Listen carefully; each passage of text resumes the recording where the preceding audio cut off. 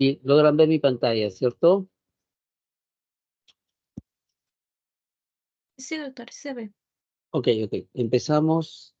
Bien, la última clase que tenemos conmigo es sobre taxia, ¿no? Coordinación de movimientos, ¿no? Es lo que significa.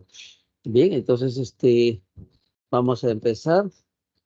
La taxia como tal es lo que se refiere a la coordinación, ¿sí? La coordinación, y esta se va a producir por mecanismos de una, digamos, coordinación entre lo que son los músculos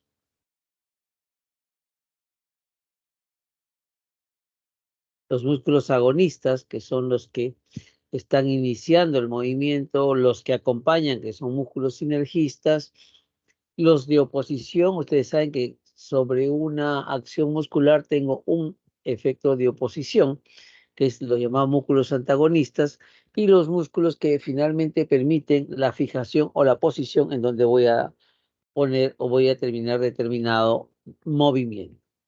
Bien, entonces, pero esto se produce por cuatro elementos importantes.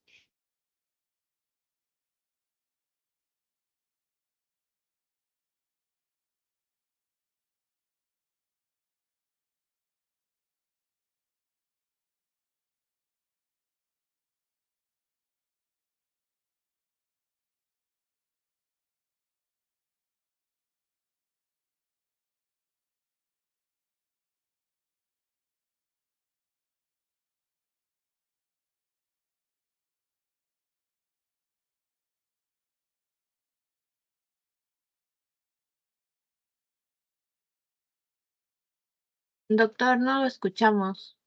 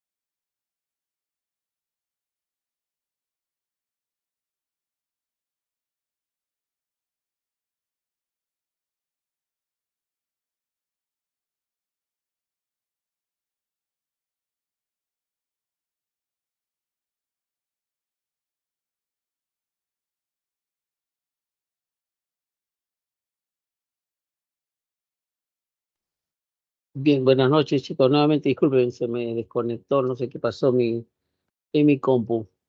Bien, voy a compartir la pantalla.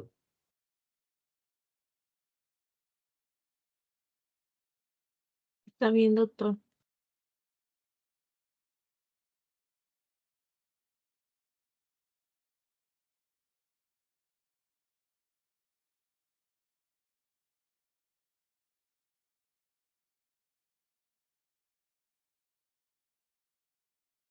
Bien, ¿me llegaron a escuchar desde el inicio? Se quedó hasta la parte de músculos nada más, doctor. De ahí Ok, no se lo escuchó. ya, muy Estaba bien. mencionando algunos músculos. Bien, entonces, para que, para que exista una coordinación adecuada, tenemos músculos que han sido clasificados de acuerdo al movimiento que hacemos. Los músculos agonistas, que son los que van a iniciar, ¿no? Cuya contracción se debe principalmente a que haya un movimiento efectuado. Los músculos antagonistas, los antagonistas son los que se oponen a los músculos agonistas. Los músculos sinergistas o los que acompañan son los que contribuyen a la contracción de estos músculos agonistas y reducen el esfuerzo, ¿no? Y los músculos fijadores son los que dicen ahí, o sea, los que fijan a las articulaciones vecinas y hacen que el miembro se coloque en determinada posición, que es la adecuada para que se efectúe o se haya efectuado un movimiento. Pero todo esto obviamente está en relación a qué? A componentes importantes del sistema nervioso que son los que van a, digamos, ejecutar los movimientos finales o lo que van a intervenir en el movimiento respectivo. En eso tenemos, por ejemplo, el sistema motor, mediante la fuerza muscular importante para la producción del movimiento, el cerebelo, importante para los movimientos rítmicos y la postura, el sistema vestibular está en relación al equilibrio, la coordinación y los movimientos del cuerpo, y el sistema sensorial para lo que es captar las posiciones del movimiento que voy a realizar. Entonces, esto, si trabaja bien, vamos a tener un movimiento coordinado, o sea, con una ataxia adecuada. Pero cómo exploramos la ataxia? ¿No? La ataxia la exploramos durante la ejecución de los movimientos, tanto en la ataxia dinámica, durante la ejecución del movimiento, o en posición de reposo, que es la famosa ataxia estática, ¿no?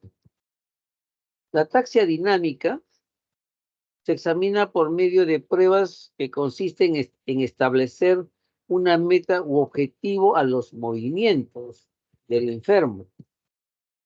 Si estas pruebas se alteran, se dice que existe ataxia dinámica. Bien, entonces la ataxia viene a ser eso, ¿no? La alteración de estos movimientos con un objetivo definido. Y esto tenemos que realizarlo cuando hay ausencia de trastornos que puedan alterar la fuerza y eventualmente el tono muscular, ¿no? Y que van a, digamos, a terminar en una incoordinación. Es decir, tengo que verificar que no haya nada que pueda hacer que yo malinterprete y determine que haya una ataxia. La ataxia se realiza mediante un elemento importante que es la inspección. ¿No? Entonces, esta inspección nos va a permitir evaluar la actitud postural ante desplazamientos determinados que podamos indicar. Y esto va a permitir evaluar la rapidez del movimiento, la precisión del desplazamiento, la amplitud, la dirección y el sentido, ¿no? Entonces esto nos va a generar movimientos y muchas veces vamos a tener movimientos alternativos a la ejecución de una orden que hemos indicado. Eso lo vamos a aclarar en las siguientes diapositivas. Bien, entonces, en la ataxia, en la exploración de ataxia estática, tenemos la maniobra de Romberg, simple, la normal, habitual, y la maniobra de Romberg sensibilizado, que es la que nos acompaña o la que tenemos que hacer cuando tenemos duda de lo que es la maniobra de Romberg simple. Entonces, es importante que conozcamos estas maniobras para evaluar al paciente de forma adecuada en relación a la coordinación. Y la coordinación dinámica la realizamos mediante 4 pruebas importantes: la prueba índice-nariz, la prueba talón-rodilla, las maniobras de Fournier y la diadococinesia. Son 4 condiciones o 4 pruebas que tenemos que realizar para determinar si hay un cuadro de ataxia. Y eso lo determinamos en una posición o una coordinación dinámica.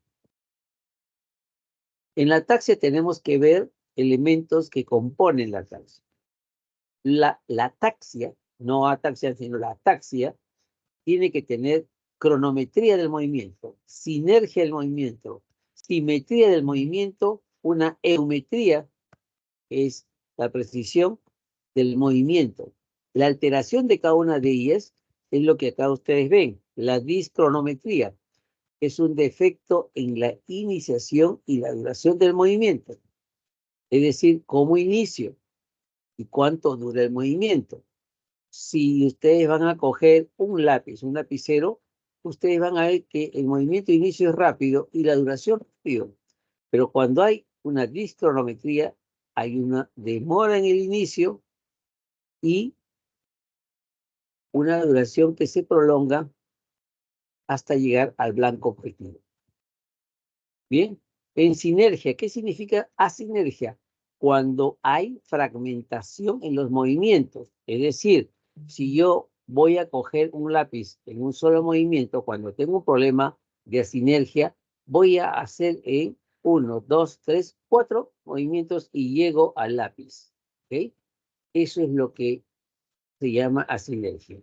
Y la dismetría es cuando se altera la eumetría, o sea, hay una inadecuada amplitud para llegar al destino objetivo. Es decir, yo tengo el lápiz al frente, voy a llegar, en lugar de hacer un movimiento recto, voy a hacer un movimiento ampliando y voy a llegar al destino fragmentando el movimiento con una sinergia y demorándome en ejecutar el movimiento. 2 variantes hay dentro de lo que es la geometría o el movimiento adecuado para llevar a un objetivo definido. La hipermetría, que es la dificultad o imposibilidad para precisar el blanco. En este caso nos pasamos del blanco. Si yo tengo el lápiz al lado de mi computadora y yo quiero coger y me paso, eso es una hipermetría. Pero si no llego a cogerlo, eso es una hipometría. ¿Okay? Son definiciones que tienen que ir grabando. La taxia estática, dijimos que lo abordamos mediante lo que es la prueba de Romberg, ¿cierto? Entonces, la prueba de Romberg, exploración de esto, como ustedes lo ven ahí, se investiga con el enfermo en posición de pie, juntos, con las palmas de las manos adosadas al cuerpo, como en la posición firme del ejército, ¿no? Y entonces se observa si mantiene la postura erecta o si por el contrario aparecen oscilaciones. Y el paciente busca incluso apoyarse para no caer. Esos ojos abiertos. Y luego hacemos cerrar los ojos. Y si el enfermo oscila mucho y tiende a caer, se dice que presenta signo de Romberg positivo. Siempre tenemos que estar al lado del paciente por la posibilidad que pueda caerse. Tenemos que auxiliarlo rápidamente. ¿Okay? Pero a veces esta maniobra no es suficiente para detectar el signo de Romberg. Entonces busco la llamada maniobra de Romberg sensibilizado. ¿Cómo se hace esto? Igual el paciente en posición de pie. Decimos que ponga un pie delante del otro, ¿no? Y entonces decimos que cierre los ojos y podemos observar si que hay oscilaciones y tendencia a caída. La otra que conocemos también y muchas veces lo hemos hecho hasta en juego es si sobre un pie sobre un solo pie, ¿no? O bien haciendo, pero sobre un solo pie, hacemos la figura del 4, ¿no? Se levantando un pie hasta la altura de la rodilla, quedándonos con un pie nomás. Si no hay alteración, obviamente es negativo. Pero si vemos que hay una oscilación mayor con los ojos cerrados, estamos hablando de un romper sensibilizado positivo. ¿Sí? ¿Qué significa este romper positivo? Nos revela un trastorno del sistema propioceptivo, déficit en la conducción de las vías aferentes de la sensibilidad profunda o laberíntica, que se corrige con la visión. Por eso que cuando hacemos que el paciente cierre los ojos, aumentamos más esto si es que hay una alteración. Entonces, eh, el mismo significado tiene las alteraciones de la ataxia dinámica cuando cerramos los ojos. Por eso siempre la exploración de coordinación es ojos abiertos y ojos cerrados. Entonces, el signo de Romberg se presenta, por tanto, en las afecciones de cordones posteriores medulares, ¿no? Acuérdense que en la parte posterior de la médula está lo que es el haz de Gol y Burdach, que son los que llevan la sensibilidad. ¿Ok? Entonces, se presenta en alteraciones de los cordones posteriores medulares, también en alteraciones de los nervios periféricos y del aparato laberíntico, ¿no? Se observan en múltiples patologías. Una de ellas, esclerosis múltiple, la ataxia laberíntica cuando hay problema, las neuropatías periféricas, ¿no? Las neuropatías periféricas o las polineuritis, la famosa pseudotaes periférica, ¿no? En épocas pasadas, en lo que era la tabes dorsal, que era digamos, la manifestación tardía de esta enfermedad de transmisión sexual llamada Lewis o sífilis. ¿Bien? Eh, entonces, el signo de Romberg pone de manifiesto la presencia de lo que es la ataxia estática. ¿Y cómo evaluamos la ataxia dinámica? La ataxia dinámica evaluamos con la maniobra de índice nariz, la ataxia dinámica del miembro superior, ¿no? Entonces, la maniobra de lo que es índice nariz. Ahí lo ven ustedes claramente. Colocamos al paciente frente a nosotros, sentado de preferencia, y le indicamos que extienda los brazos y haga la extensión del dedo índice, como se ve acá. Primero con los ojos abiertos y le decimos que lleve la punta del dedo índice a la punta de la nariz, en forma alterna, derecha y luego izquierda, derecha, izquierda. Y luego pedimos que cierre los ojos para evaluar el movimiento en esta condición. ¿Okay? Entonces, esta es una de las manifestaciones. La otra es, como explorador, yo agarro y le digo a la paciente que con su dedo índice, la punta de su dedo índice, toque la punta de mi dedo y luego lo lleve a la punta de la nariz. Repetimos este movimiento con ojos abiertos y ojos cerrados, y si hay alguna alteración, vamos a ver que hay fraccionamiento del movimiento para llegar al dedo índice o el índice llegue a la punta de la nariz, ¿no? O a veces no llega, se pasa, o llega a la ceja, llega al labio, pero no llega a la punta de la nariz. Esto se repite varias veces y a diferentes velocidades. Bien. La maniobra índice-nariz, ¿no? La prueba es positiva cuando vemos que en ese movimiento que realiza aparece un temblor fino, o se cansa el brazo, o como les digo, falla la puntería. Entonces, tenemos la opción de que puede haber una hipermetría, se pasa de la nariz, ¿no? o no llega a la nariz. Y hay que recordar que si yo tengo un problema de la maniobra índice-nariz, o sea, que hay una oscilación marcada, hay dismetría, hay asincronía, hay temblor, esta prueba es positiva. Maniobra índice-nariz positiva. Hay una dismetría, supongamos que sea el lado derecho, dismetría miembro superior derecho. ¿Qué es lo que indica las alteraciones en esta prueba? Nos va indicando que la lesión, probablemente dependiente de cerebelo, es del mismo lado de la incoordinación. Si yo tengo una prueba positiva del lado derecho, la lesión está en el cerebelo del lado derecho, o sea, del lóbulo derecho o del hemisferio cerebeloso derecho. Si yo tengo izquierdo, igual, o sea, quiere decir que es ipsilateral, es del mismo lado de la anormalidad, la lesión. Acá van a ver ustedes, miren bien este video, miren, apunte la nariz,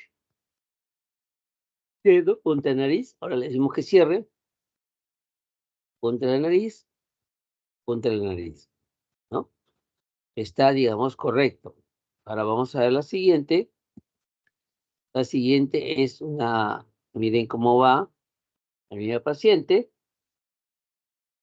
¿no?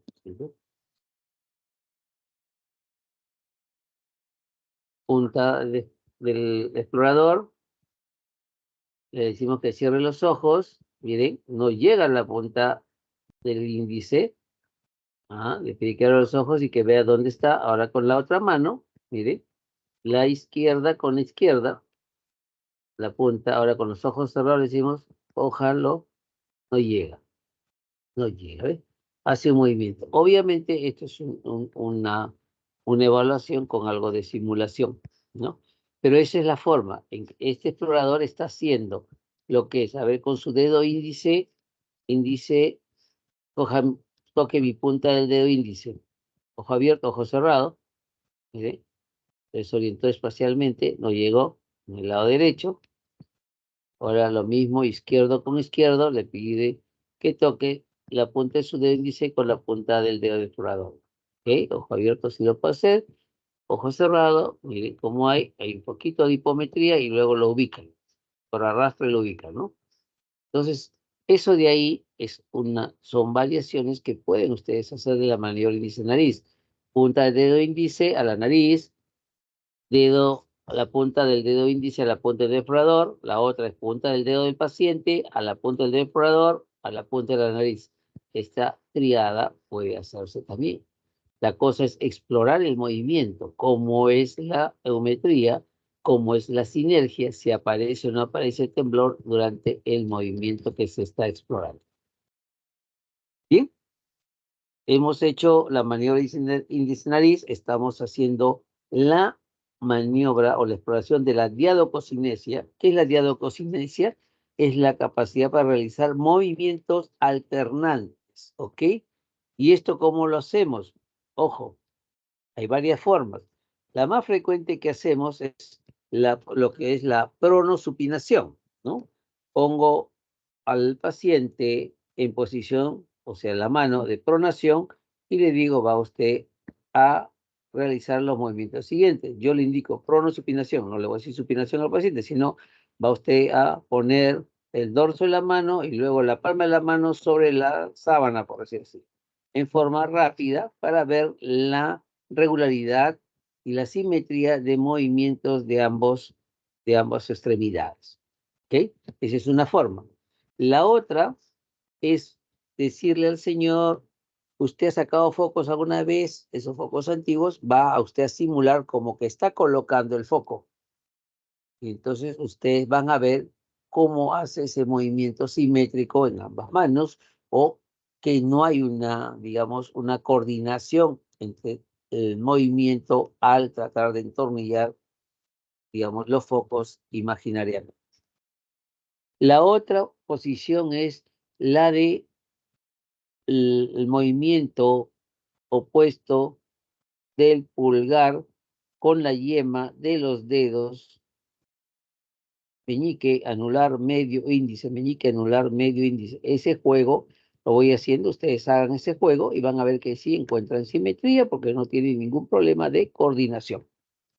La alteración de esta diadococinesia se denomina adiadococinesia, ¿no? Entonces, esto de acá es importante y siempre recalco que tenemos que tener la certeza de que hemos descartado cualquier alteración que limite este movimiento y que nos dé una interpretación inadecuada. Este es un video, miren bien. Miren, acá vamos a hacer la maniobra de pronosupinación. Miren, este es un paciente. Está con vía. Miren cómo hace el movimiento de pronosupinación sobre la palma de su mano. Empiezan con el lado izquierdo. Miren la derecha cómo está. Más lenta, más torpe un poco. Fíjense, fíjense cómo hace esa torpeza. Ahora vamos a ver la otra. Otro paciente, miren. Pronosupinación. Bien. Regular. Perfecto. Aumentando la velocidad. No hay problema. Miren la izquierda, cómo pone lento, cómo hace ese movimiento, doble movimiento, ¿no? Miren, lo hace, parece que va y hace el error, ¿no? Eso es una adiadococinesia, o como muchos también lo llaman, disdiadococinesia. La alteración acá es la expresión más extrema. Miren, no puede el lado derecho, no puede el lado izquierdo. Desesperación del paciente. ¿Ok? Bien. Hemos hecho entonces maniobra índice nariz, hemos hecho la diadococinesia, ahora vamos a hacer la maniobra talón rodilla, que es, digamos, la exploración de la ataxia de miembros inferiores. ¿Cómo hacemos esto? Pedimos al paciente que con la rodilla con el talón toque la rodilla del lado opuesto y baje por la espina tibial. Algunos lo dejan ahí, otros pueden decirle y llegue arrastre hasta la punta del dedo gordo. Bien, eso es una de las formas. Entonces, cuando tenemos problemas de coordinación, el paciente puede no llegar a tocar la rodilla y va a golpear por acá, va a golpear por allá, o lo contrario. Hay hipermetría, se pasa de la rodilla para el otro lado, pero no coincide o no consigue llegar a la rodilla para ejecutar el movimiento. ¿Ok? Este es un video, miren acá, el talón derecho baja, talón izquierdo, rodilla derecha, baja, queda ahí, como que puedo pedir que llegue hasta la punta del dedo gordo. Igual en este lado hay simetría, movimiento adecuado, no hay ninguna alteración, es una prueba de talón rodilla normal. Bien, ahora vamos a la cuarta maniobra o cuarta prueba de la ataxia dinámica, en la dinámica de la ataxia, que es para ver si hay alteración del tronco. Y eso lo podemos saber con la maniobra de Fournier. La maniobra de Fournier nos permite reconocer precozmente la ataxia, incluso antes de que haya alteraciones o manifestaciones en la coordinación de miembros superiores. ¿Esto cómo se hace? Básicamente tengo al paciente en posición sentada, ¿no? Y le pido que se incorpore y camine. O si tengo al paciente en posición echada, le pido que se siente, pero que se siente sin cogerse de nada, o sea que pueda ver si se puede sentar. Entonces ahí vamos a ver que al momento de tratar de sentarse, el tronco va a oscilar, ¿no? Entonces ese es un elemento importante. Acá tenemos, ¿no? Pedimos al paciente que se levante rápidamente de la posición sentada. Podemos encontrar incluso que haya una oscilación. Y esto se va a traducir en una demora en cumplir esta orden y hay oscilación de la parte del tronco al realizar este movimiento. Y una vez que está levantado, le decimos que camine en línea recta hacia adelante y luego hacia atrás, con los ojos abiertos y con los ojos cerrados. ¿Ok? Entonces, hacemos que camine y le decimos que se detenga y que gire. Él no va a poder hacer este giro. y va a tender a caerse. Y cuando le decimos que se detenga bruscamente y por la velocidad en que está yendo, el paciente hace como un freno, echa hacia atrás el cuerpo, como para frenar digamos, el ejecutar el movimiento de la caminata. Y una de las características es que estos pacientes, al subir y bajar escaleras, tienen oscilaciones del tronco y tienen que sostenerse de algo para poder ejecutar el movimiento. Bien, entonces tenemos esas 4 maniobras de miembro para evaluar la taxia dinámica: índice nariz, diadococinesia, la prueba de talón rodilla y la maniobra de Fournier, que es para evaluar tronco, coordinación de tronco. Bien, entonces la alteración que podemos encontrar se denomina ataxia, y esta ataxia básicamente es lo que hemos definido: un trastorno de la coordinación sin debilidad motora y en ausencia de apraxia, condición importante. ¿Bien? Entonces, la coordinación motora, si está alterada, hay ataxia, hay que recordar que esta coordinación motora tiene 3 elementos importantes: el sistema de sensibilidad propioceptiva consciente, el cerebelo y el sistema vestibular. Entonces ahí es cuando ustedes tienen un paciente con un trastorno de la ataxia, tienen que pensar en esta posibilidad de diagnóstica. Es un problema vestibular, es un problema vestibular periférico central, es un problema cerebeloso, ¿no? Entonces acá hablamos también de la sensibilidad propioceptiva. Y esto nos va a generar los famosos síndromes de ataxia periférica y de ataxia central. La ataxia, esto es una definición, se coló ahí, es la ausencia del orden, o sea, una alteración de la coordinación. Y acá algunas características de qué pensar cuando tengo una ataxia de tronco.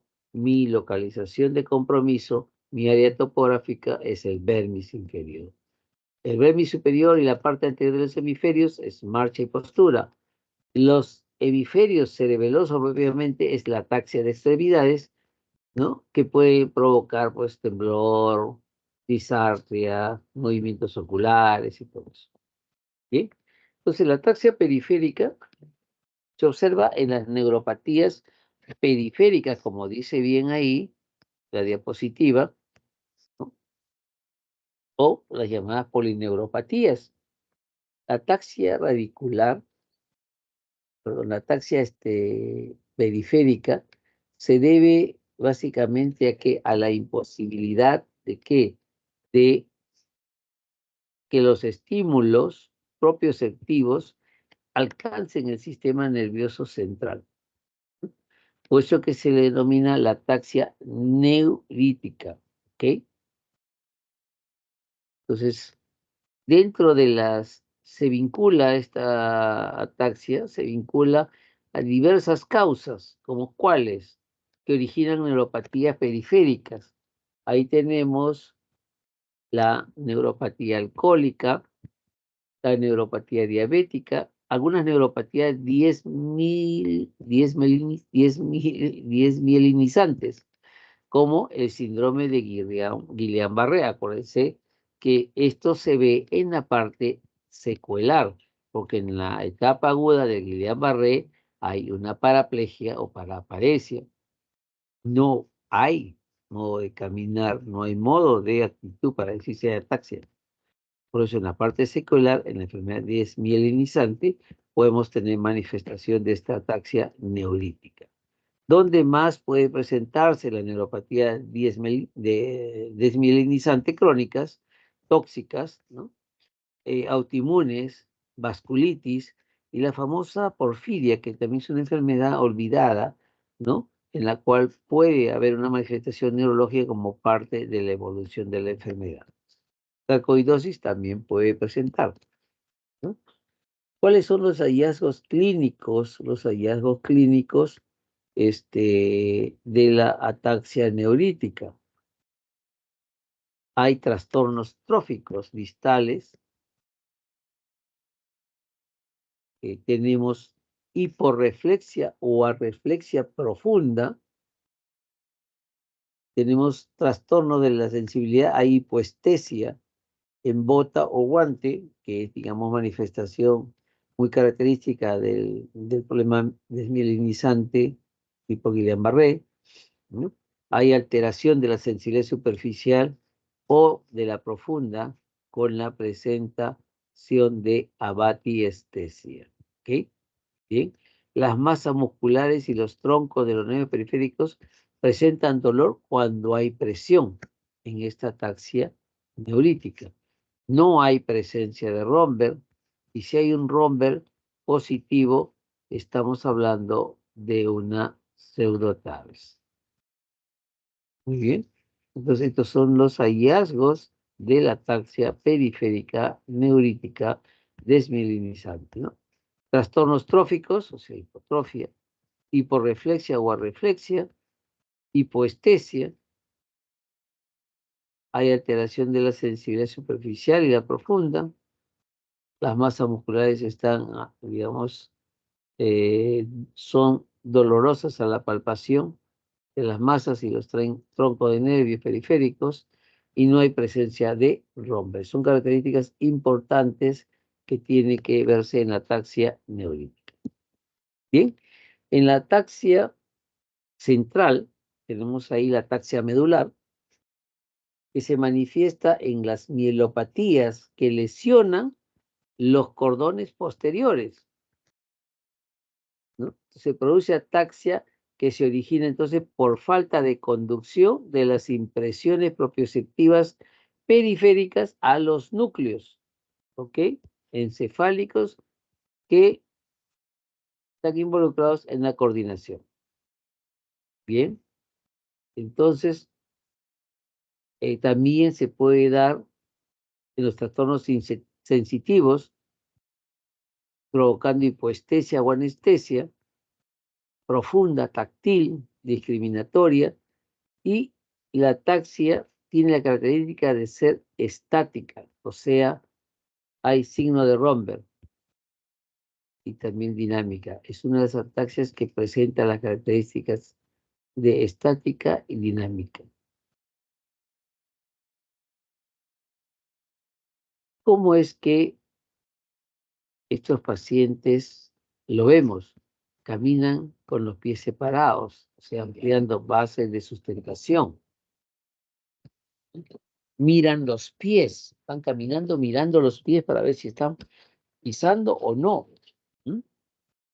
Tenemos en algunas enfermedades como la esclerosis múltiple, fíjense que la esclerosis múltiple se manifiesta de diferentes formas. En los cuadros de degeneración espinocerebelosos, la presencia de problemas de mielopatía a nivel cervical, siringomelia, tabes dorsal. La característica importante que tiene es que todos los signos se van a ver debajo del nivel de la lesión.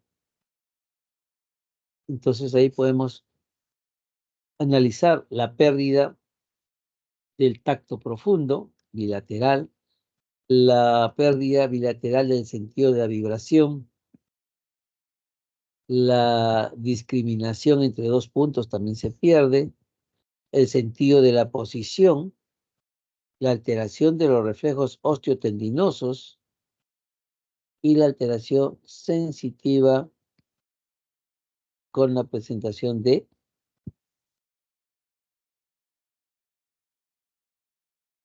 Romberg. ¿Bien? Otra ataxia central tenemos en la esclerosis múltiple, en la siringomelia, en la ataxia tabética, ¿no? En la tabes dorsal, enfermedad o, como les digo, una condición tardía de la sífilis, ¿no? Cuando tenemos una esclerosis múltiple, hay ataxia cerebelosa, hay signos piramidales, Puede haber trastornos esfinterianos, puede presentarse una neuritis retrovulvar. Entonces acá, ¿por qué? Porque hay presentación de placas desmielinizantes que se asientan en la zona que está involucrada, que es el cordón posterior medular. ¿Ok? En la siringomelia, es una ataxia medular, hay lo que se llama una anestesia suspendida, hay disociación sensitiva, termoalgésica. Las lesiones cavitarias se encuentran en cordones posteriores, ¿no? Y la ataxia tabética es donde hay a nivel medular hay una alteración medular radículo cordonal posterior, ¿no? Es la famosa ataxia tabética. El Romberg es muy positivo, hay arreflexia patelar y aquiliana, ¿no? Como elementos importantes de esta ataxia central que es la tabética. ¿Bien? Y la famosa ataxia cerebelosa, la ataxia cerebelosa se debe a varios factores. Uno es la pérdida de la eumetría al movimiento afectado o ejecutado, ¿no? Dos es la falta de sinergia, o sea, hay asinergia. Y tres es la falta de coordinación en el tiempo, que es la adiadococinesia, ¿no? Que eso es de los distintos músculos cuando realizan el movimiento. ¿Ok? Acá tenemos algo muy importante. El cerebelo controla todos estos factores que se alteran cuando el mismo lado se lesiona. En la estación de pie, el cerebeloso oscila en todo sentido, parece un porfiadito. ¿M? No se cae, es la famosa ataxia estática. Ujú.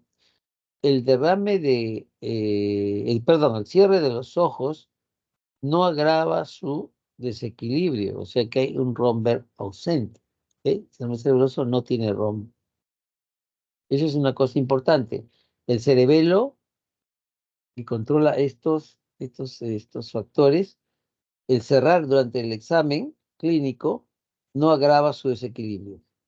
La marcha que presenta es una marcha que se denomina disbásica, con las piernas separadas, para aumentar la base de sustentación, o sea, tenemos una ataxia dinámica, ¿no? Camina en zigzag, como es la marcha del beodo, o sea, como si estuviese borrachito, ¿no? Se asocian a reflejos pendulares, hay tremor, y recalcar que en la ataxia cerebelosa no hay romper.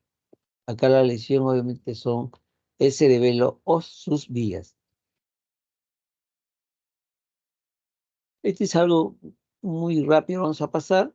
La ataxia vestibular que tiene una sintomatología, digamos, incompleta, no armónica, donde el vértigo es no sistematizado y básicamente acá cuando hay alteración a nivel central de los núcleos vestibulares centrales. Solamente cuando hagan nervios craneales van a tocar esta patología. La ataxia laberíntica, la sintomatología es más global, es armónica, es típico el vértigo que presenta el paciente. Hay una afección del laberinto y del tronco del octavo nervio craneal, ¿no? Por eso que eso lo van a revisar cuando hacen nervios craneales. Va a haber la presencia de una marcha en estrella cuando hacemos que el paciente con los ojos cerrados camine hacia adelante, hacia atrás, a la derecha, a la izquierda. Vamos a ver cómo se forma esa marcha durante la ejecución de estos movimientos. Hay lateropulsión al lado efectuado, mayor con los ojos cerrados, ¿no? Los reflejos osteotendinosos están normales. Los trastornos auditivos pueden estar presentes.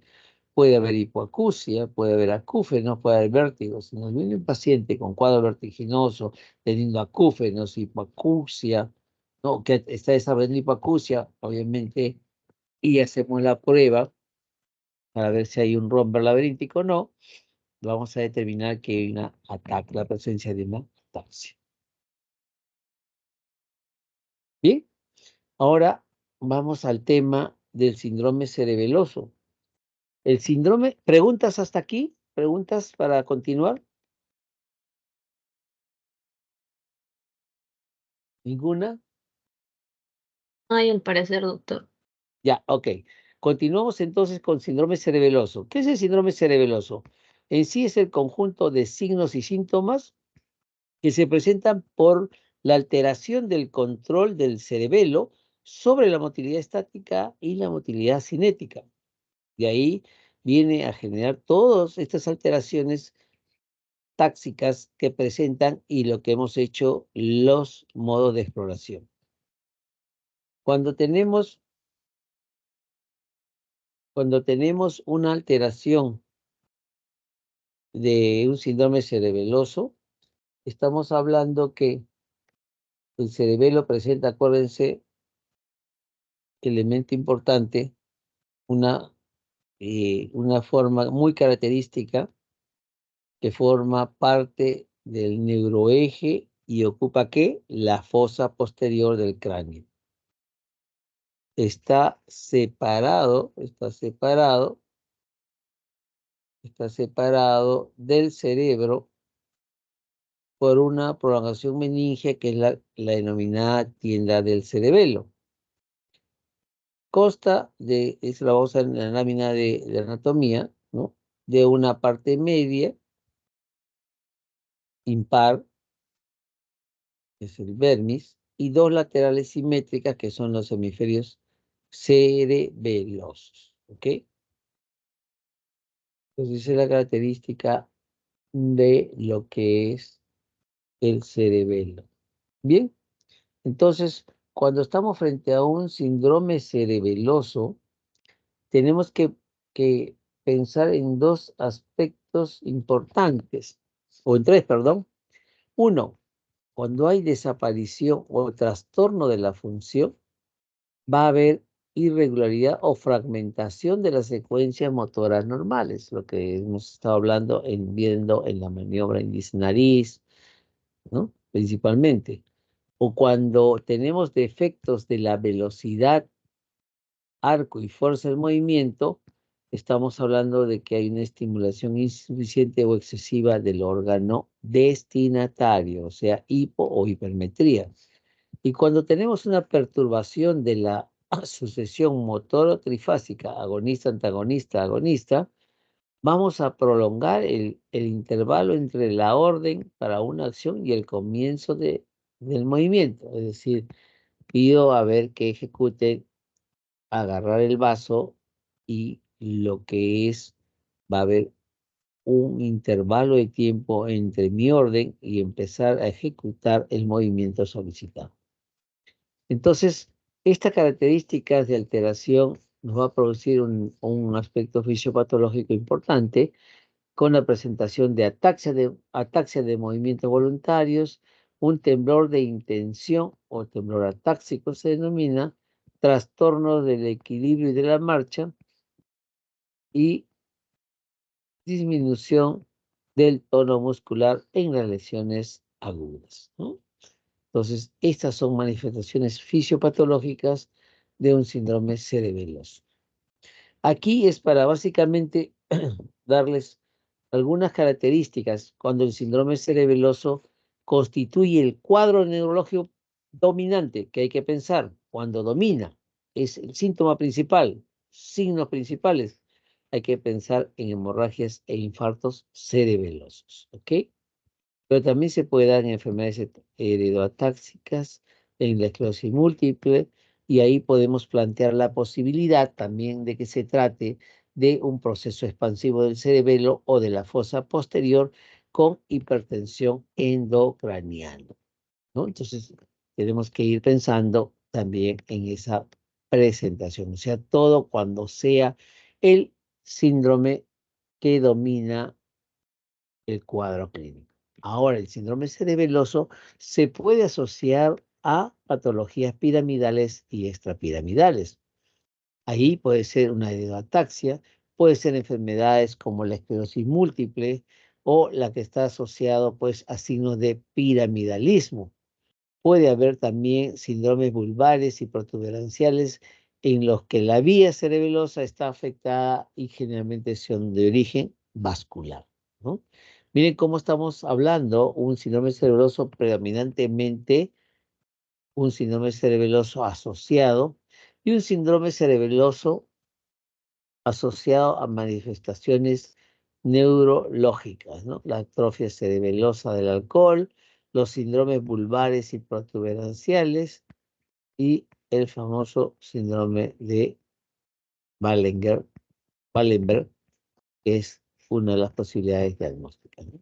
Pero sí es importante recalcar en este cuadro cómo se presenta el síndrome cerebeloso, con cuadro neurológico dominante, con asociación con patología piramidal o extrapiramidal, o que esté asociado con manifestaciones neurológicas como son la atrofia cerebelosa del alcohol, pensar en los síndromes vulvares y protuberanciales y en el famoso síndrome de Wallenberg, ¿no? O sea, esas tres características que puede tener en la forma de presentación el síndrome cerebeloso. Y dentro de las manifestaciones clínicas del síndrome cerebeloso, está constituido por unas manifestaciones descritas increíblemente por lo que es Babinski, André Thomas, ¿no? Y acá puede presentarse o puede aparecer vértigo cuando el enfermo se encuentra en bípeda estación, en decúbito horizontal o lateral. Y en este caso suele producirse cuando el enfermo está acostado sobre el lado opuesto de la lesión. Las manifestaciones pueden ser estáticas, cinéticas o de los movimientos pasivos. ¿Sí? Entonces, un síntoma que predomina es el vértigo. Ojo. El otro son la cefalea y los vómitos de tipo cerebral. Va a haber lo que hemos mencionado, trastornos estáticos, va a haber trastornos cinéticos, va a haber trastorno de los movimientos pasivos u otros trastornos, ¿no? Entonces, ¿cómo vamos a ir viendo estas manifestaciones clínicas del síndrome cerebeloso? ¿Sí? Entonces, dentro de los trastornos estáticos está lo que es la astasia. En la estación de pie, el enfermo oscila, ¿no? Y presenta aumento de la base de sustentación para equilibrar la posición. Si le hacemos cerrar los ojos, el enfermo no cae. En los cerebelosos, recuerden, no existe el signo de Romberg. Esta es la ataxia cerebelosa no compensante o no compensable con la visión, ¿no? Porque así esté con los ojos abiertos, va a mantener el aumento de la base de sustentación, va a haber oscilación, ¿no? del cuerpo como una característica importante. Otro trastorno estático entre las manifestaciones clínicas del síndrome cerebeloso es el famoso temblor de actitud. ¿Cómo hacemos esto? Hacemos extender, o sea, hace extender lo que es al enfermo, la mano, ¿ok? La mano. Y entonces se observa si es que hay temblor, que muchas veces es de pequeña amplitud y rápido. ¿Mm? Además de temblor estático o temblor de actitud, aparece cuando el enfermo se esfuerza por conservar una actitud determinada, ¿no? Entonces, ahí hay esa condición importante. Las desviaciones en la posición de pie puede observarse hacia adelante propulsión o hacia un lado lateralización o lateropulsión. o hacia atrás retropulsión. En caso de una lesión de hemisferio cerebeloso, hay lateropulsión manifiesta hacia el mismo lado. Bien. Otra manifestación o trastorno es la catalepsia cerebelosa. Este es un signo que fue señalado muy antiguamente por Babinski, ¿no? La catalepsia, o catatonia, o lo que se llamaba antes la flexibilidad seria, consiste en que luego que nosotros desplazamos los miembros pasivamente, ellos se manifiestan, ellos se mantienen, perdón, y quedan fijos como suspendidos, ¿no?, en la nueva posición, con cierta plasticidad, una resistencia plástica como si fuese una cera.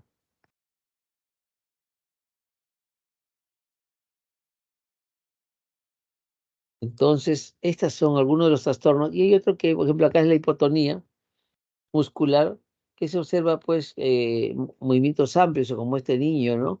Que se levanta, el cuello cae hacia atrás, no hay fuerza en las extremidades. Si lo ponemos en ventral, vemos cómo están los brazos caídos, flácidos hacia abajo. O sea, hay movimientos que se observan cuando estamos teniendo manifestaciones de hipotonía muscular dentro de un síndrome cerebeloso. Y dentro de los trastornos cinéticos, son los trastornos que aparecen en los movimientos activos, pues, ¿no? Tenemos acá la gran asinergia de Babinski, por ejemplo, ¿no? La gran asinergia de Babinski, el enfermo, al caminar, exagera, ¿qué? La flexión del muslo. Ojo, miren, exagera la flexión del muslo y levanta el pie más de lo necesario.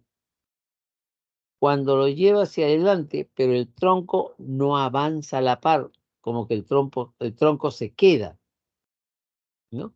Queda rezagado. Y para continuar, el enfermo necesita ayuda de una tercera persona que impulse el tronco, o bien que desde adelante tomen al enfermo de la mano y lo acerquen para que levante la pierna, ¿no? O sea, esta es la posición. Levanta el muslo exageradamente, levanta el pie, pero el tronco no acompaña, se queda hacia atrás.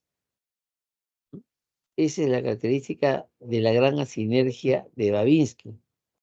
La marcha titubeante, o la famosa marcha del ebrio, la cabeza y el tronco oscilan, la famosa ataxia de tronco.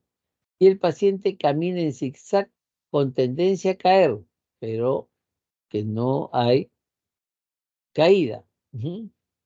Entonces camina en zigzag ese paciente, ¿no? Hay lateropulsión a la derecha, a la izquierda, retropulsión y raramente propulsión, ¿no? Entonces esa es la marcha titubeante.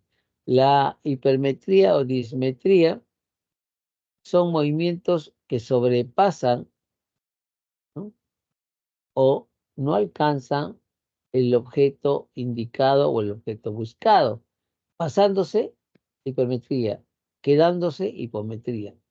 Es el resultado de es el resultado de la alteración en la metría, o sea, dentro de lo que es la eumetría, ¿no? Y acá, obviamente, si yo quiero hacer, y en la otra diapositiva lo vamos a ver, vamos a determinar cómo es el movimiento que hace cuando hablamos de dismetría. Y la otra es la diadococinesia, que es la que hemos hablado en la exploración. Bien. Otro de los trastornos cinéticos también es el temblor cinético, ¿no? Un temblor cinético propio del trastorno de la coordinación, ¿ok? Entonces, esa es una de las formas como se puede presentar el síndrome cerebeloso. La ataxia, que es la característica, la inestabilidad en la marcha, que son elementos en los cuales podemos mantener en forma adecuada. ¿no?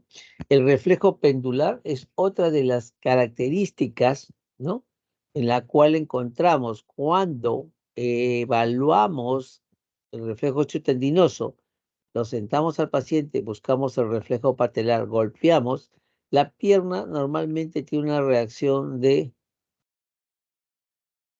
extensión y luego retorna a su posición basal. Pero cuando estamos ante un síndrome cerebeloso, al buscar el reflejo, esta pierna, luego de reaccionar, normalmente queda oscilante, queda oscilando, que es lo que se denomina el reflejo pendular. ¿Ok? Reflejo pendular. Y acá, esta palabrita de braditeleocinesia, o braditelequinesia, o descomposición del movimiento,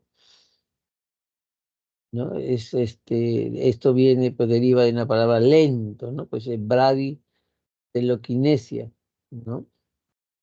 Consiste en que el paciente descompone un movimiento en sus componentes más simples y no efectúa el siguiente mientras no haya completado el anterior. Por ejemplo, si está en decúbito dorsal, se le pide que extienda su brazo verticalmente y luego toque su nariz con el dedo índice, a diferencia de la persona normal que baja y flexiona simultáneamente el codo y toca su nariz con el índice. El cerebeloso primeramente baja el brazo extendido hasta colocarlo a un lado y recién alcanza esta posición flexionando el codo y la nariz. ¿Ok? Eso es lo que se refiere a la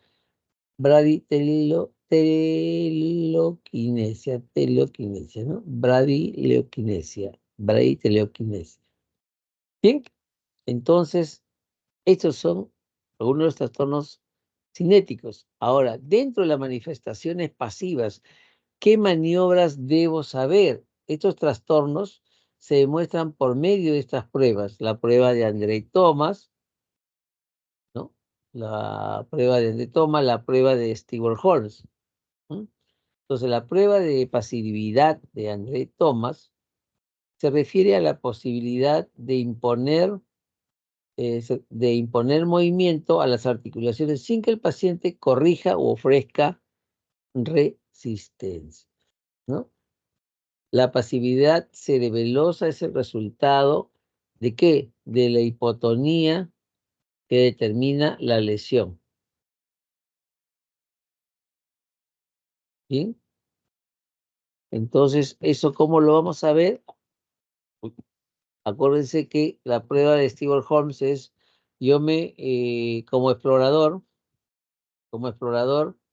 yo me coloco detrás del paciente, lo cojo de la cintura y hago los movimientos de la cintura para ver la oscilación de los miembros superiores y ver cuál es la más amplia para plantear el lado afectado probable. ¿Ok?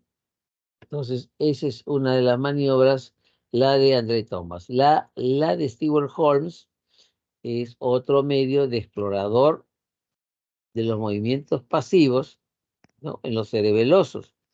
Se le coloca al paciente flexionando el antebrazo sobre el brazo contra la oposición de nosotros, que sujeta la muñeca y luego suelta súbitamente. En el individuo normal, la flexión del antebrazo se continúa por un instante, pero se mantiene, pero inmediatamente se detiene y el antebrazo recobra su posición basal. El cerebeloso hace que cuando hago esta posición y suelto bruscamente, el antebrazo, ¿no?, el antebrazo no se queda en su posición basal e incluso puede golpearse bruscamente el hombro. Acuérdense de las pruebas para ver hipotonía muscular, que usábamos tanto la de Stewart-Holmes como la de André Thomas. Y acá sirve, obviamente, para poder evidenciar, ¿no?, el movimiento, la amplitud de estas pruebas. Tenemos otros trastornos. El trastorno de la escritura, desde que hay un temblor y hay dismetría, si existe digamos, la alteración en la escritura. Es irregular, ¿no? Muchas veces no se entiende. Puede haber trastornos de la palabra, la famosa palabra escandida, ¿no? Es una auténtica ataxia de ¿qué? De los músculos de la fonación y de la articulación de la palabra, que es la disartria atáxica, ¿no? ¿Sí? Tenemos también una alteración en la barognosia, ¿no? Eso significa que yo evalúo al paciente colocándole pesos iguales a cada mano y voy preguntando, ¿no? De cuánto es aproximadamente y me tiene que responder el paciente para catalogarlo que no hay alteración de la barognosia. El nistagmus, horizontal, rotatorio o vertical, inagotable, es atribuido ¿a qué? A la hipotonía y a la ataxia de los músculos oculares. ¿Ok? Por eso digamos, nos falla para poder tener en consideración esta manifestación dentro del síndrome cerebeloso. Y la crisis cerebelosa, bueno, la crisis cerebelosa es en las lesiones del cerebelo que pueden presentarse como convulsiones tónicas con rigidez en hiperextensión, es como si fuesen unos opistótonos asociados a pérdida de conciencia y cianosis. ¿Ok? Todas estas pueden presentarse como manifestaciones del síndrome cerebeloso. ¿Y qué hacemos cuando estamos frente a un síndrome cerebeloso? Cuando estamos frente a una ataxia.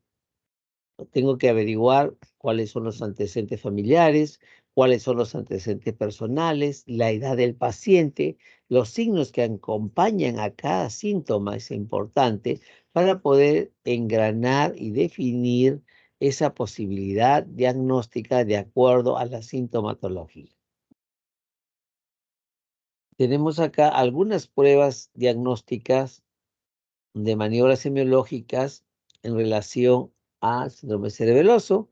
Y solamente para recordar, porque eso lo hemos visto en la parte de fuerza muscular, todo eso, y al inicio de la ataxia, por ejemplo, la prueba de flexión del tronco, maniobra de Fournier, para ver si hay una oscilación del tronco, la prueba de lo que es la... Déjeme contestar un segundito.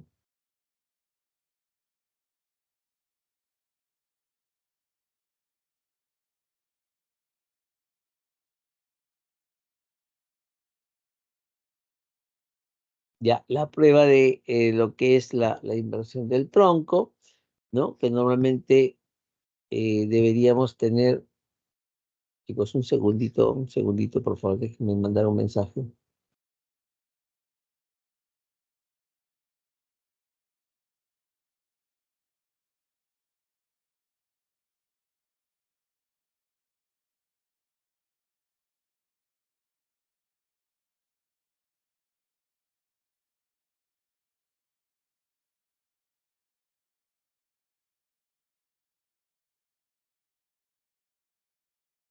Ya, bien, ya, ahora sí. Bien, entonces tenemos estas maniobras semiológicas, la prueba de flexión de tronco Fournier, la prueba de flexión de la pierna, ¿no? La prueba de arrodillamiento, que son pruebas que no lo empleamos mucho, pero que pueden ayudarnos a, digamos, pensar en un síndrome cerebeloso. Esto básicamente tiene dificultad para hacer arrodillarse, por eso que hay como un fraccionamiento del movimiento que estaría dentro de todo lo que es el fenómeno de las sincronías para poder tipificar los movimientos de cada respuesta de evaluación. Tenemos también la oscilación de los miembros afectados que se refiere ¿qué? Al movimiento pendular, al reflejo pendular, ¿no? Entonces busco reflejo rotuliano y voy a ver que la pierna queda oscilando, ¿ok? Bien, tenemos la maniobra de hiperdiadococinesia, que es la prueba extrema de André Thomas, que es el mismo movimiento de pronosupinación, pero que lo vamos a ver mucho más magnificada, ¿no? Lo que hemos hablado de la prueba de la pesa de barognosia y la de Stewart-Holmes, que es para ver la resistencia, ¿no? Lo que hemos hablado, yo hago posición, suelto bruscamente, y cuando no hay una alteración va a quedarse en estado basal, sino va a golpearse el hombro con movimiento fraccionado. ¿Bien? Estas son las pruebas complementarias en las cuales ya hemos visto la prueba talón-rodilla, no hay ningún inconveniente, hemos visto el video. Esta es la prueba que ustedes tienen que también hacer cuando sospechamos en un síndrome cerebeloso. La prueba de la aprehensión del vaso, es decir, pongo un vaso delante del paciente y tengo que ver cómo ejecuta el movimiento. Si hay una alteración en la coordinación, el paciente va a ampliar ese movimiento, va a fragmentar el movimiento, lo va a hacer en partes, y va a una característica que va a aperturar la mano, porque pierde digamos, la noción de poder fijar. Entonces, si yo quiero coger un lápiz, no voy a ir con la mano abierta, voy con el dedo índice y pulgar como para coger el diámetro del lápiz. Pero en el caso de los cerebelosos, aumentan el movimiento. Si ustedes ponen un vaso, si normalmente hacen un movimiento rápido para coger, el cerebeloso abre la mano como para chapar y coger el vaso y puede provocar incluso caída. Por eso que la maniobra de prevención es importante para evidenciar más los problemas de dismetría. ¿Sí?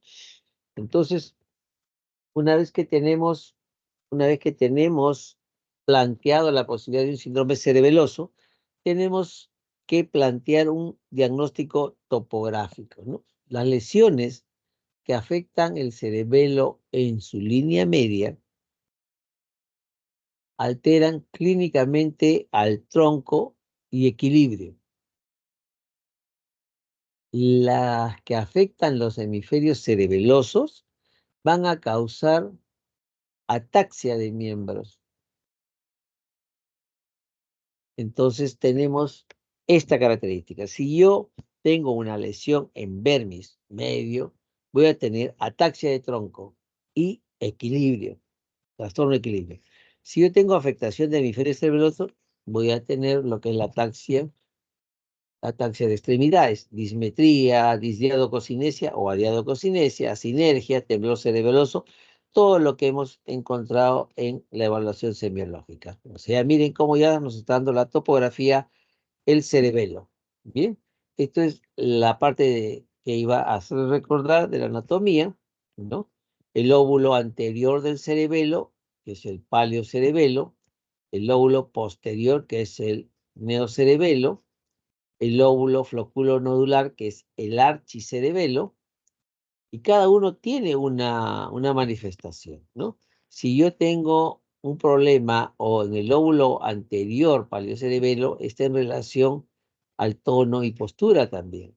Si yo tengo en lóbulo posterior, ¿no? O sea, en lo que son los hemisferios cerebelosos, la coordinación de movimientos de gran habilidad, ojo, a diferencia del flóculo nodular o el archicerebelo, donde va a haber problemas del equilibrio, ¿no? Entonces, miren cómo va a ir variando de acuerdo a la topografía, ¿no? Eso es, si reducimos un síndrome cerebeloso medial, vermiano, ¿no? Medial, vermiano, y lo que es o paleocerebeloso rostral, que es la parte anterior, nos va a dar que haya un aumento de la sustentación en lo que es en la estación de pie y en la marcha, ¿no? Entonces vamos a tener ciertas características y entonces podemos definir acá un síndrome cerebeloso medio, vermiano paleocerebeloso. Vamos a definir un síndrome cerebeloso eh, lateral que involucra los hemisferios cerebelosos o neocerebelo. Vamos a tener un síndrome pancerebeloso, donde afecta a todos los lóbulos del cerebelo, y un síndrome de compromiso de conexiones cerebelosas, ¿no? Entonces, todo eso nos va a dar este síndrome cerebeloso. El síndrome cerebeloso medio está relacionado pues con el sistema vestibular. ¿Debido a qué? A que hay un compromiso del lóbulo, acuérdense, flóculo nodular, que es el archicerebelo. Esto no lo vamos a ver en decúbito, pero sí cuando lo pongamos al paciente en bipedestación. Y ahí vamos a tener nistagmus, vamos a tener ataxia estática, ataxia de la marcha, puede acompañarse de cefalea, diplopías, náuseas, vómitos, ¿no? Estas son las características que pueden desarrollar el síndrome cerebeloso medio. Ahora acá una para poder diferenciar. Se ve bastante, pero es bien sencillo. Por ejemplo, el síndrome cerebeloso medio bermiano o paleocerebeloso rostral nos va a producir, como les dije, un aumento de la base de sustentación en pies y la marcha, presentando disbasia. Después vamos a tener ataxia de la marcha con una ataxia dinámica preservada o relativamente preservada en miembros. Estamos hablando de taxia dinámica y ahí hacemos talón rodilla, índice nariz. ¿Ok? No suele presentar hipotonía, no hay disartria, no hay nistagmus y dentro de esto podemos que pensar ya en que esto puede ser una consecuencia de una atrofia cerebelosa por alcohol, ¿no? Por alcohol. Tengo esta ataxia, tengo este síndrome cerebroso con estas manifestaciones, debo pensar en una alteración por alcohol a nivel del vermis antero superior, ¿no? Bien, entonces, miren cómo vamos mencionando características y nos vamos al siguiente síndrome cerebeloso medial, vermiano o paleocerebeloso caudal. Este es rostral y este es caudal, acuérdense. Y acá en el caudal vamos a tener que hay una inestabilidad de tronco. Ahí estamos hablando de la prueba de Fournier. Hay una marcha vacilante en tandem, ¿no? O sea, la marcha del ebrio, del beodo. La ataxia está preservada, o sea, no hay alteración de taxia. Ojo, ojo, no hay alteración de taxia. ¿Ok? En forma inconstante puede haber nistagmus, espontáneo y rotación cefálica, ¿no? Y acá, dentro de las posibilidades que se trate de un médulo-blastoma. ¿Ok? Miren cómo vamos de acuerdo a las características del síndrome, ir planteando su topografía. El síndrome cerebeloso lateral hemisférico o neocerebelo, que afecta a un hemisferio, vamos a tener manifestaciones homolaterales. Vamos a tener una franca ataxia de miembros. Va a haber ataxia con dismetría, sinergia, estática y en marcha, adiadococinesia, temblor, la prueba de Stewart-Holmes positiva, o sea, va a haber todo un componente cerebeloso del que hemos hablado. Hay hipotonía en miembros inferiores, ojo, hemos visto hoy día con mi equipo de práctica, hipotonía en miembros y lateropulsión, hay disartria, hay nistagmus, y acá tenemos que ver la posibilidad de que hay infartos, hay hemorragia, tumores y abscesos, ¿no? En el caso que hemos visto con el equipo de práctica, hemos visto un paciente con una manifestación lateral que tenía hipotonía en miembros, había la presencia de un tumor en lóbulo cerebeloso izquierdo, pero de origen metastásico, ¿no? Y el síndrome pancerebeloso es todo. Signos cerebelosos bilaterales, ¿no? Hay ataxia en tronco, en miembros, en la motricidad craneal, hay disartria, nistagmus. Acá tenemos que pensar en causas infecciosas, tóxico-metabólicas o paraneoplásicas, ¿no? Como cada topografía nos va a ir pensando en la posibilidad etiológica, ¿no? Entonces, estos 4 síndromes cerebelosos son importantes que ustedes traten de captarlo. Y básicamente la diferencia entre uno y otro es la característica de su presentación en cada uno de ellos, desde la actitud, la marcha y la alteración en la taxia, ¿no? El pancerebeloso es facilísimo. El cerebeloso lateral, o sea, ya solamente un hemisferio, obviamente nos va a dar todo la manifestación del lado comprometido. Tengo problema en el hemisferio cerebeloso derecho, mi manifestación es en ese lado derecho, o sea, es ipsilateral, del mismo lado de la lesión. ¿Ok? Bien, creo que esta es la última diapositiva. Anote la siguiente, que son, digamos, compromiso de conexiones cerebelosas, que es a nivel de la lesión de vía aferente, que es por el síndrome archicerebeloso del lóbulo flóculo-nodular, y de la vía eferente, que es del síndrome neocerebeloso, ¿no? Esto es como compromiso, lo mencionan de conexiones cerebelosas, ¿no? Bien, yo creo que ahí es importantísimo que ustedes sepan las manifestaciones clínicas, la evaluación respectiva y obviamente buscar, si estamos frente a un síndrome cerebeloso, la topografía del mismo para hacer una presunción diagnóstica de la etiología del síndrome cerebeloso. Bien, ¿alguna pregunta, chicos?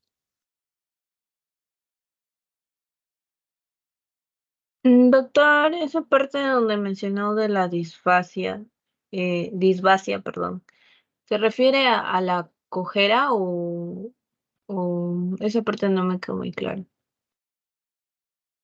Ya, eso de, a ver, acá está, déjame ver. Tenemos ahí en la parte donde dice la alteración de la base, o sea, aumentando lo que es la base de sustentación, ¿no? Cuando tenemos esa presentación nos va a producir una alteración en lo que se refiere a la marcha, por eso que se habla de la disbasia, ¿no? O sea, es una alteración en la marcha. Ese es un elemento importante que se produce cuando tenemos esa ampliación de la base de sustentación.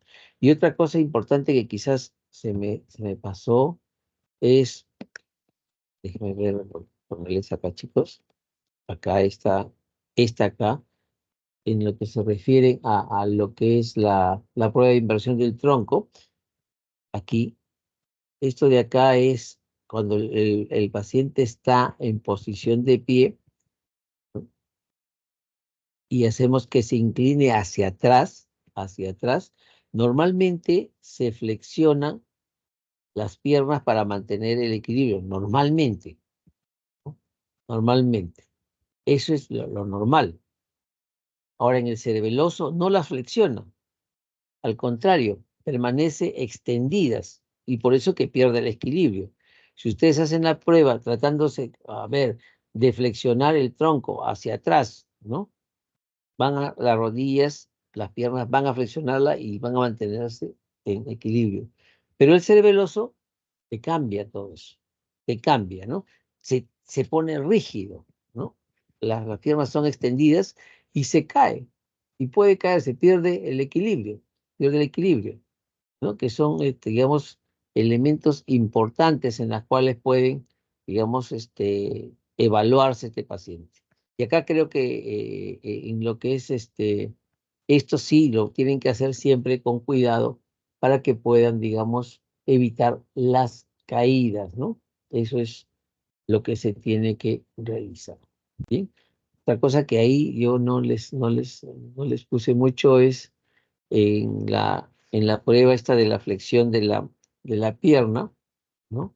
El paciente está en decúbito dorsal, hacemos que flexione el miembro inferior tratando de tocar la región glútea con el talón.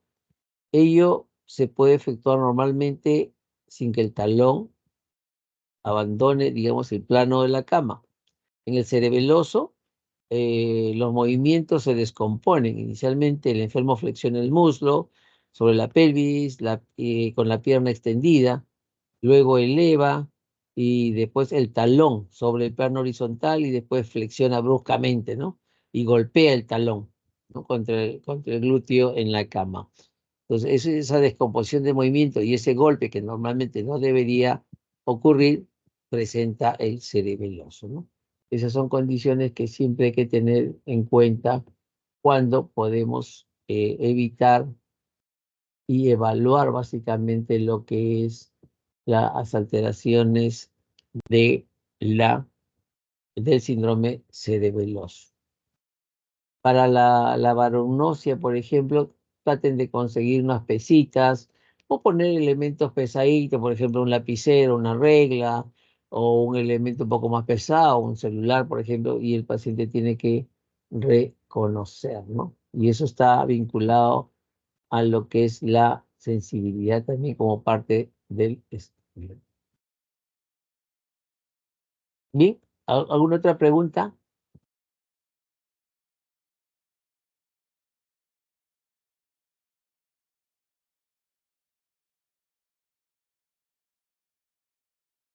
¿Otra duda que tengan, chicos?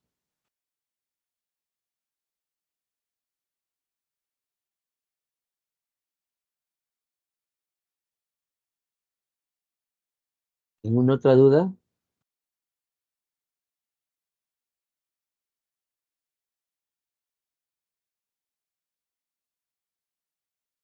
Parece que no hay más preguntas, doctor. Bien, ok, perfecto.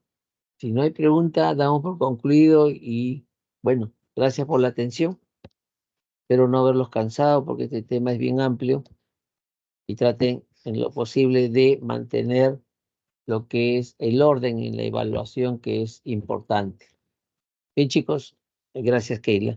Bien, bueno, entonces ya nos estamos